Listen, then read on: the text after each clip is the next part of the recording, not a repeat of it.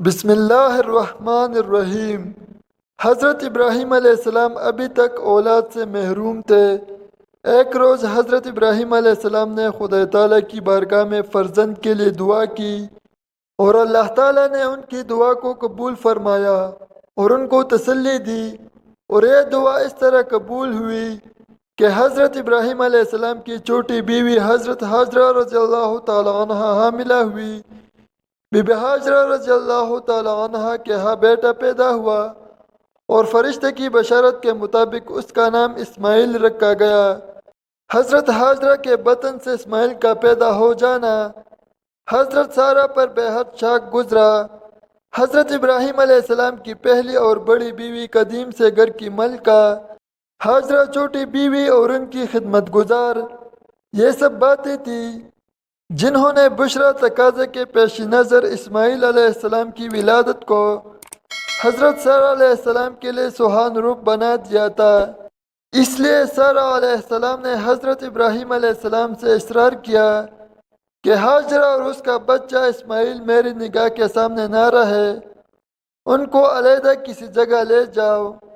حضرت ابراہیم علیہ السلام کو یہ اصرار بے حد ناگوار گزرا، مگر اللہ تعالیٰ نے ان کو مطالعہ کیا کہ حاجرہ اسماعیل اور تیرے لیے مصالحت اس میں ہے کہ سارہ جو کہتی ہے اس کو مان لے۔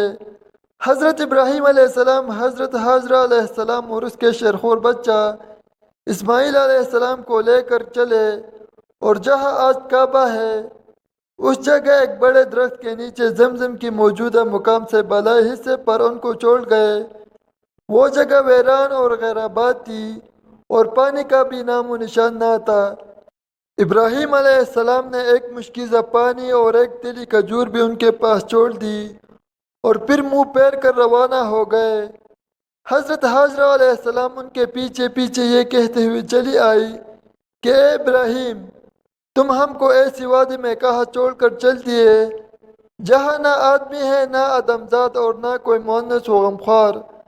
حضرت حاجرہ علیہ السلام برابر یہ کہتی جاتی تھی، مگر ابراہیم علیہ السلام خاموش چلے جا رہے تھے۔ آخر حضرت حاجرہ علیہ السلام نے دریافت کیا گیا، تیرے خدا نے تجھ کو یہ حکم دیا ہے؟ تب حضرت ابراہیم علیہ السلام نے فرمایا، ہاں، یہ خدا کے حکم سے ہے۔ حضرت حاجرہ علیہ السلام نے جب یہ سنا تو کہنے لگی، اگر یہ خدا کا حکم ہے تو بلا شبہ وہ ہم کو ضائع اور برباد نہیں کرے گا، اور پھر واپس لوٹ آئی۔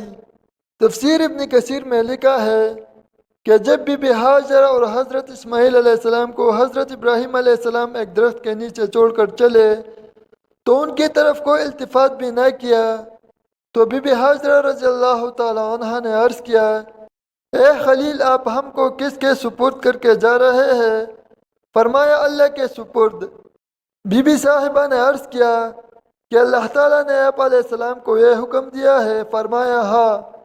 بی بی صاحبہ نے کہا، پھر مجھے اللہ کافی ہے۔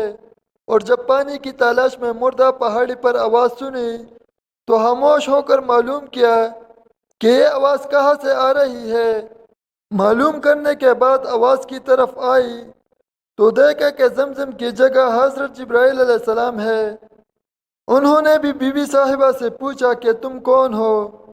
بی بی حاجرہ نے فرمایا، میں حاجرہ ہوں، حضرت ابراہیم علیہ السلام کے لڑکے کی ماں ہوں۔ حضرت جبرائیل علیہ السلام نے کہا کہ اس بیابان میں حضرت ابراہیم علیہ السلام تم کو کس کے سپرد کر گئے ہیں؟ آپ رضی اللہ تعالی عنہ نے فرمایا، اللہ تعالیٰ کے۔ حضرت جبرائیل علیہ السلام نے کہا، پھر اللہ تعالیٰ ہی کافی ہے۔ بی بی نے فرمایا کہ میرا کام ہو گیا۔ پھر حضرت جبرائیل علیہ السلام نے اپنی ایڑی زمین پر رگڑی تو پانی کا چشمہ ابل پڑا۔ آپ صلی اللہ علیہ وآلہ وسلم نے فرمایا کہ خدا حاجرہ پر رحم کرے، اگر وہ اس وقت بند نہ لگاتی تو زمزم جاری چشمہ ہوتا۔ پھر ایک فرشتے نے بی بی حاجرہ کو تسلی دی کہ تم خاطر جمع رکھو، یہ خانہ خدا ہے، اس کو یہ بچہ جوان ہو کر اپنے باپ کے ساتھ مل کر تعمیر کرے گا، اور خدا اس جگہ رہنے والوں کو ضائع نہیں کرتا۔ وہاں ایک ٹیلہ تھا، اس کے آس پاس برساتی نالے بہا کرتے تھے۔ اتفاقاً جرہم قوم کا ایک قافلہ یمن کی طرف سے آیا۔ انہوں نے دور سے دیکھا کہ ان کے اوپر پرندے اڑ رہے ہیں۔ وہ قافلے والے کہنے لگے کہ جہاں پرندے اڑ رہے ہیں وہاں پانی ضرور ہوگا۔ پہلے تو ہم کئی دفعہ آئے ہیں، ایسا کبھی نظر نہیں آیا۔ ایک آدمی کو پتہ کرنے کے لیے بھیجا۔ اس نے دیکھا کہ ایک عورت بجمع بچے کی بیٹی ہے اور پانی کا چشمہ ہے۔ وہ قافلہ وہاں آ گیا اور بی بی حاجرہ رضی اللہ تعالی عنہا سے اجازت چاہی۔ بی بی حاجرہ نے تنہائی سے بچنے کے لیے ان کو رہنے کی اجازت دے دی، لیکن پانی کا تصرف اپنے پاس ہی میں رکھا۔ وہ لوگ وہاں آ کر آباد ہو گئے اور ایک چھوٹا سا گاؤں بن گیا۔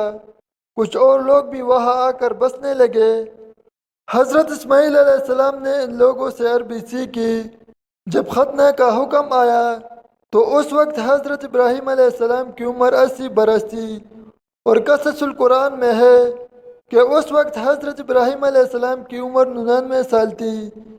آپ علیہ السلام نے اسی روز اپنا اور اپنے تمام نوکروں اور غلاموں کا ختنہ کیا۔ آپ نے خدا کے حکم کی تعمیل میں اس قدر جلدی کی کہ گھر میں ایک شیشہ تھا، اس کے ساتھ اپنا ختنہ کیا۔ جب سخت تکلیف ہوئی تو جناب الہی میں دعا کی، حکم ہوا کہ تم نے جلدی کی، ابھی تک تم کو طریقہ نہ بتلایا تھا، تم نے خود اپنے آپ کو ہلاکت میں ڈالا۔ عرض کیا، الہی میں نے تیرا حکم میں توقف کرنا جائز نہ سمجھا، اور بحقی میں ہے کہ حضرت اسحاق علیہ السلام کا ختنہ 7ویں روز کیا تھا اور حضرت اسماعیل علیہ السلام کا 13 برس کی عمر میں کیا تھا، اور ہمارے پیارے نبی حضرت محمد صلی اللہ علیہ وآلہ وسلم نے حسین رضی اللہ تعالی عنہ کا ختنہ بھی 7ویں روز کیا تھا۔ حضرت ابراہیم علیہ السلام نے ختنے کا طریقہ جاری کیا ہے۔ اس سے پہلے پیغمبر ختنہ شدہ پیدا ہوتے تھے۔ ہمارے پیغمبر خاتم النبیین صلی اللہ علیہ وآلہ وسلم ختنہ شدہ ناف باریدہ پیدا ہوئے تھے، اور سفید بالوں والے بھی سب سے پہلے حضرت ابراہیم علیہ السلام تھے۔ سفید بال دیکھ کر حضرت ابراہیم علیہ السلام نے عرض کیا کہ الہی بالوں کو یہ کیا ہوا؟ خدا نے فرمایا یہ وقار ہے۔ حضرت ابراہیم علیہ السلام نے ہی سب سے پہلے لبوں کے بال اور بغل کے بال اور زیر ناف بال کٹوائے، ناخن کترائے، شلوار پہنی، خضاب لگایا، حنا لگائی اور خطبہ منبر پر پڑھا، عصا کو ہاتھ میں لیا اور راہ خدا میں جہاد کیا۔ حضرت لوط علیہ السلام کو رومیوں نے قید کر لیا تھا۔ حضرت ابراہیم علیہ السلام نے رومیوں سے جہاد کر کے حضرت لوط علیہ السلام کو چھڑایا، اور آپ علیہ السلام بڑے مہمان نواز تھے۔ اپنے مکان کے 4 دروازے بنوائے تاکہ چاروں طرف سے مہمان آئے۔ جب مہمان نہ ملتے تو اپنے مکان کے چاروں طرف سے ایک ایک کوس تک مہمانوں کو تلاش کرتے۔ مسند امام احمد میں ہے کہ حضرت ابراہیم علیہ السلام نے عرض کی کہ الہی سوائے میرے زمین پر کوئی نہیں کہ تیری عبادت کرے۔ حق تعالیٰ جل شانہ نے 3000 فرشتے بھیج دیے کہ حضرت ابراہیم علیہ السلام کے ساتھ مل کر عبادت کرے۔ شریر سب سے پہلے حضرت ابراہیم علیہ السلام نے بنایا اور شیرمال بھی پکایا۔ مرد سے مرد معانقہ کرتے ہیں، یہ دوستی کی علامت ہے، یہ بھی سب سے پہلے حضرت ابراہیم علیہ السلام نے کیا۔ اللہ تعالیٰ سے دعا ہے کہ اللہ تعالیٰ ہمیں بھی تمام انبیاء کرام کے نقش قدم پر چلنے کی توفیق عطا فرمائے، آمین۔ امید کرتا ہوں کہ آپ کو ہماری ویڈیو پسند آئی ہوگی۔ ویڈیو کو لائک ضرور کریں اور کمنٹ باکس میں اللہ تعالیٰ کے 99 ناموں میں سے ایک نام ضرور ٹائپ کریں۔ شکریہ۔